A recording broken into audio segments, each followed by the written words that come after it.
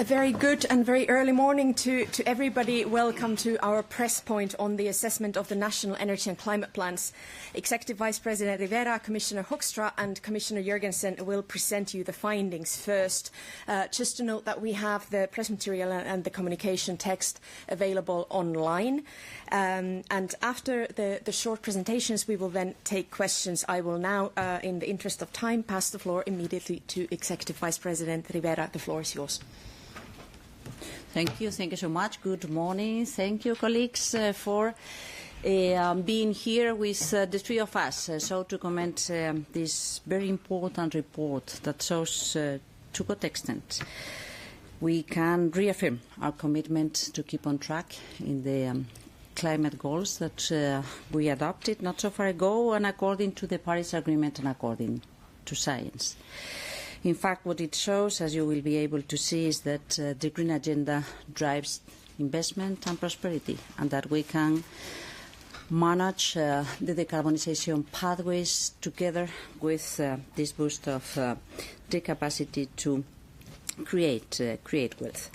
I think that this is important, particularly when talking about energy transition, and to what extent when thinking about targets on energy transition, renewables and efficiency, we have made great improvements, but we still need to keep on working to achieve the full decarbonization of the economy. Predictable regulation, clear understanding on where we want to be, makes things easier and provides stability and reliability to investors. At the very same time, the cost of inaction is rising. I would say that every climate disaster we are unprepared for hits harder. It imposes more cost to our economy and it creates more social harm. So when thinking about the climate-related economic losses in the European Union in the last years, we identify as at least 163 billion in the European grounds for the period 2021-2023. An additional reason why we want to bet on boosting investments and prosperity and not on facing losses and costs. Science, climate action, the Green Agenda are good things for Europe, and as we will see in the report, we as Europeans, as Member States, as the European Union are able and are ready to keep on going. Thanks a lot. Thank you. Commissioner Hoekstra. Thank you, and ladies and gentlemen, thank you very much for waking up early for us. There's a lot going on in the world, and many of you might have heard me say before that the world is in a full geopolitical winter. But despite everything that is going on today, we do feel we have good news. And we're pleased to say that the EU is well on track to achieve its 2030 target.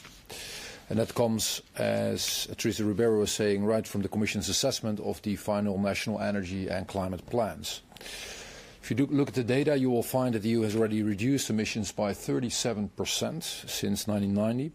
And if you would make a comparison between 2022 and 2023, that year alone is an 8% downtick, which is basically confirming and speeding up the trend. And if we continue on that trajectory, I'm confident we can and we will make it.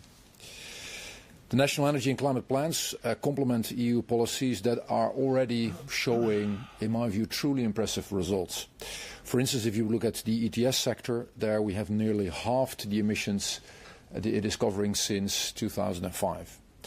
And the good news is we're steadily closing in on our 2030 goals. If Member States fully implement their plans alongside all the other EU policies, we are on track to reduce net greenhouse gas emissions by around 54%. And that is just 1 point shy of our 55% target. These final NECPs, and that is important, demonstrate a much stronger alignment with our climate and energy goals, and that is even more remarkable when compared to the initial drafts that we have discussed. But of course, it is also fair to say that the ambition on paper needs to be matched by ambition in the real world, and therefore we will continue to support, we'll continue to engage with our member states in order to make this happen. It will also mean stepping up investments in clean technologies, in carbon farming, in electrification, in grid modernization, and of course in all the skills that we will need to support a climate-neutral economy.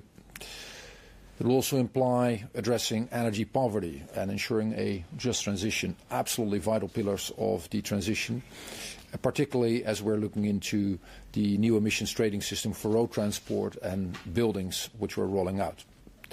Now, the EU is, of course, offering substantial funding for each and every of these efforts.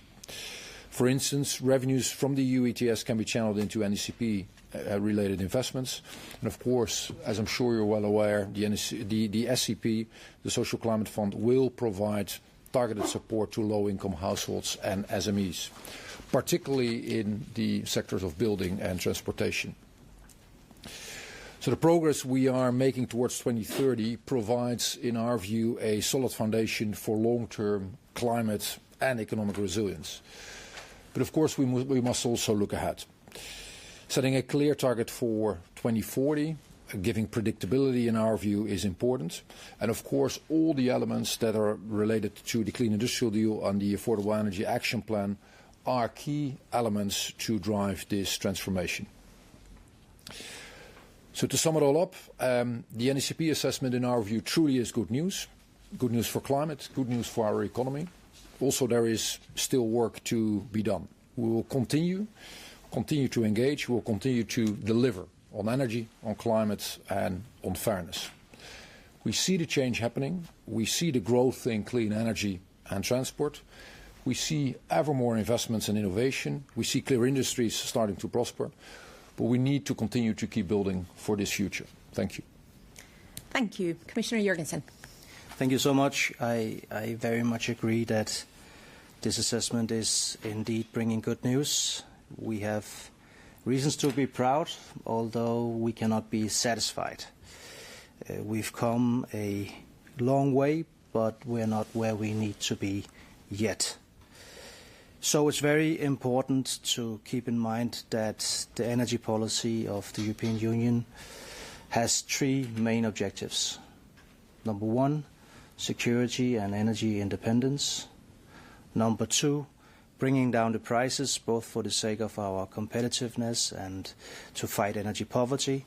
And number three, of course, fighting climate change, so decarbonize the energy sector. On all three of these objectives, today's assessment is good news. We are moving in the right direction.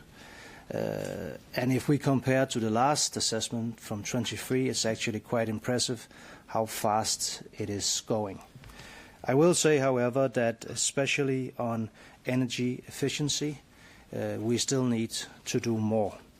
As you all know, the 11.7 target in 2030 is one that we have to reach, and right now the collected efforts add up to 8.1. So we still have a quite significant gap here. I will say, however, that compared to 2023, also here we have progress, because then it was only 5.8. So we will be focusing on improving this, a combination of implementation of legislation already made, new initiatives, and of course also the plans that I have already announced on electrification that will be coming later in this mandate, and on heating and cooling will be quite important in that respect. Thank you.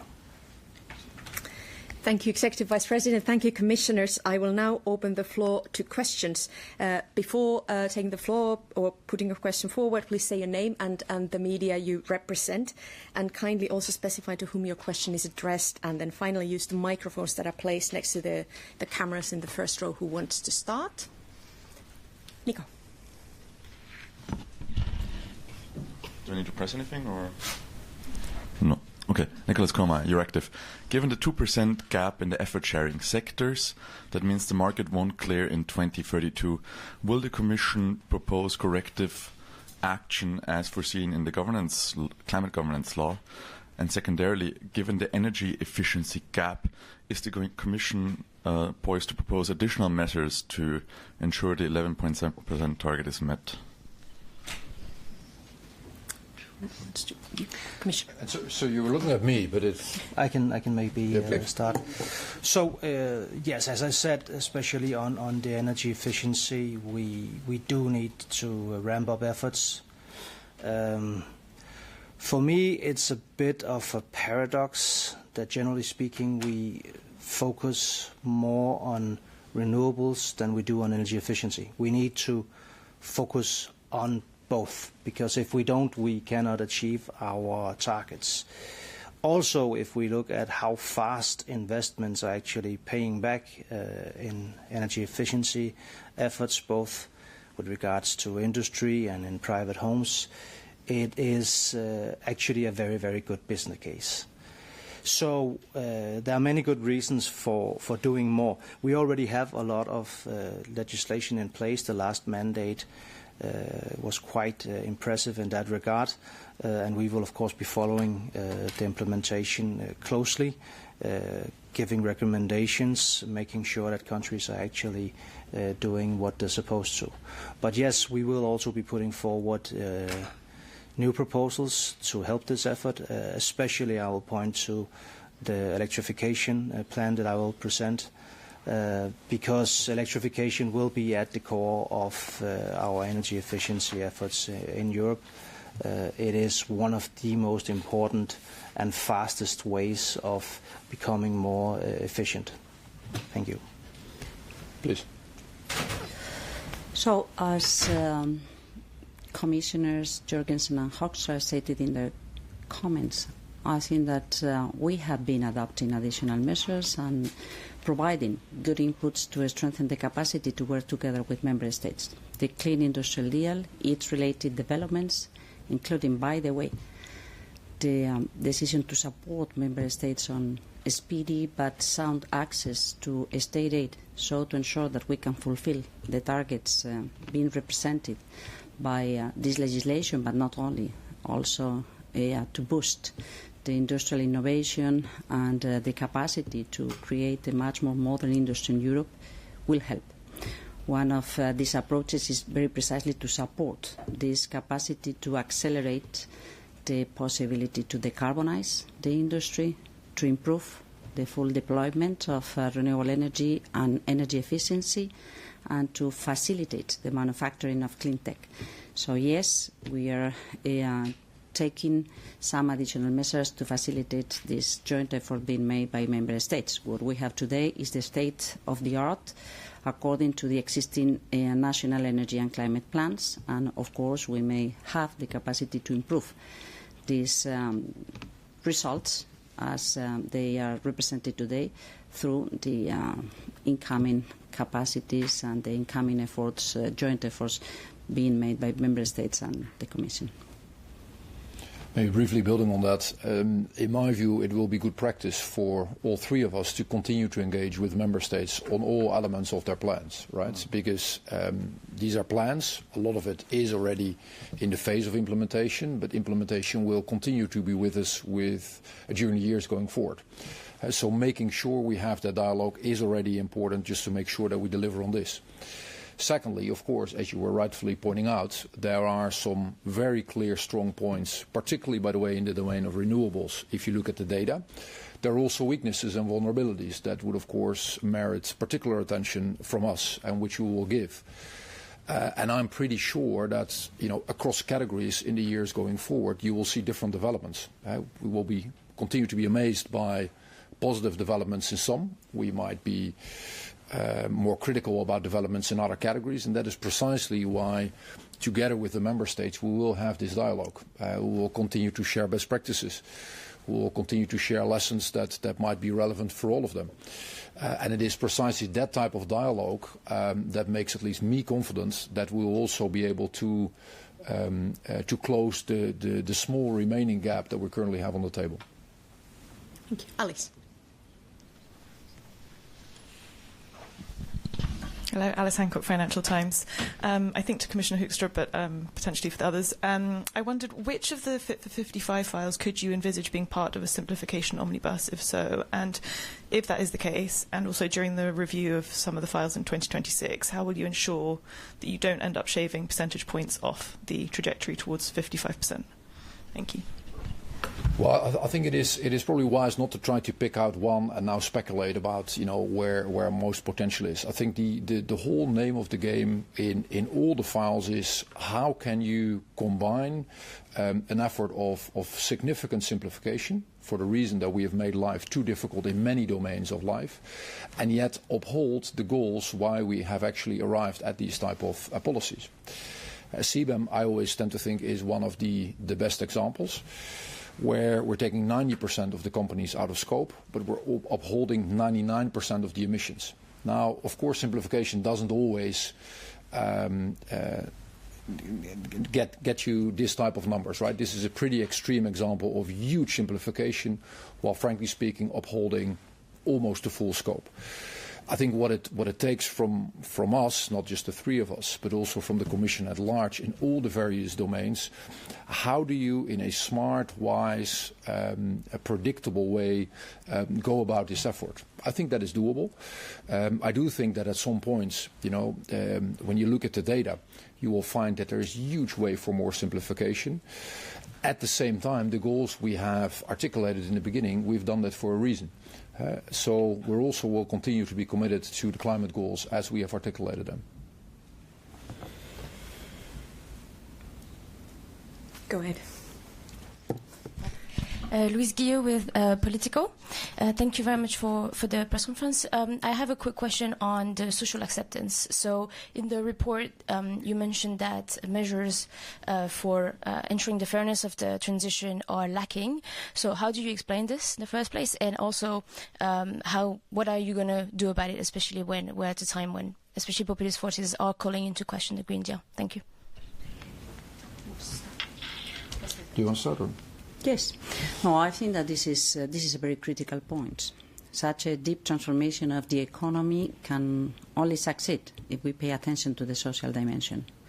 And this is a critical point for the time to come, not only at the level of the member states, which is, of course, the main avenue to respond to the challenges, creating opportunities, ensuring that affordable energy being connected to the energy transformation is a real fact for everybody, but also ensuring that high-quality jobs, decent jobs, and retaining talent is an opportunity. And at the very same time, there is the discussion on how we can promote and how we can support this just approach, this fair approach from the Commission level, from the European level. This is something which is, on one side, paying one of the main focus to develop a broader conversation with ministers, as Commissioner Hoekstra is saying, but also to keep a very open dialogue both with unions and with Vice President Minsatu. This is very precisely why we also pay attention to energy poverty, affordability of energy, and the union of skills and the creation of decent jobs when talking about the Clean Industrial Deal. And this is why the Social Climate Fund insists on the fact that we should be paying particular attention to those groups that can benefit from lower energy bills through the retrofitting of their houses. So I think that there is a set of actions that we need to put forward, and there is, of course, a question mark still open on how we can improve the effectiveness of the existing funds, the existing funding capacities, counting on the European Commission, European budget, but also counting on the special relation that we develop with the European Investment Bank, so to support the programs being managed at the member state level. But yes, I confirm, I insist on the need to pay much attention to the social dimension of this transformation, including in the transition times, not just as the final goals, the final landscape, but also in the transitioning times.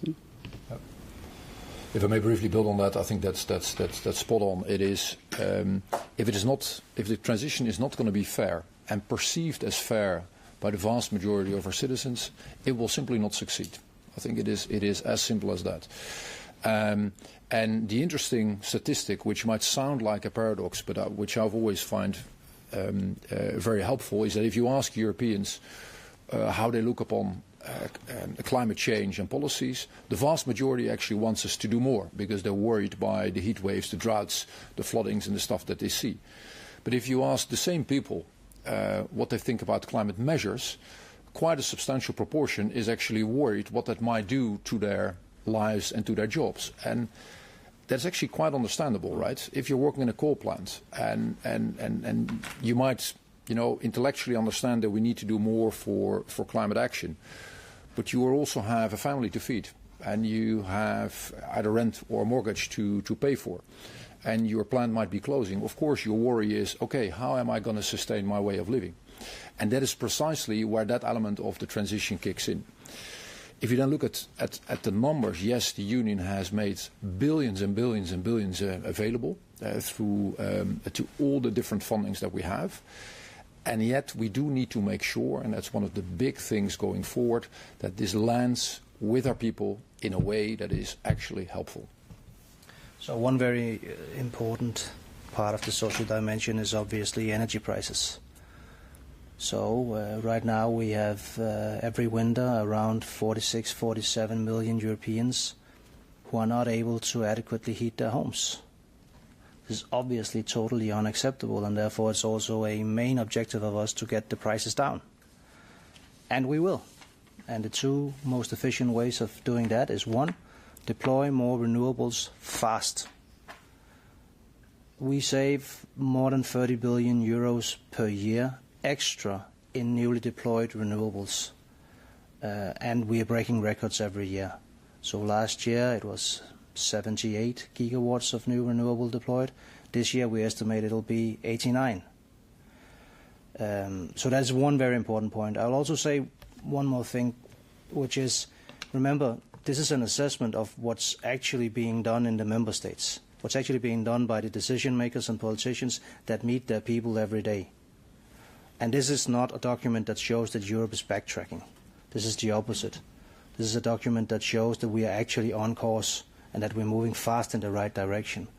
And I take that as proof that member states agree, decision makers agree, that indeed the best thing to do to fight climate change, to become energy independent, but also to make sure that our citizens have affordable energy, is to follow the objectives of the Green Deal.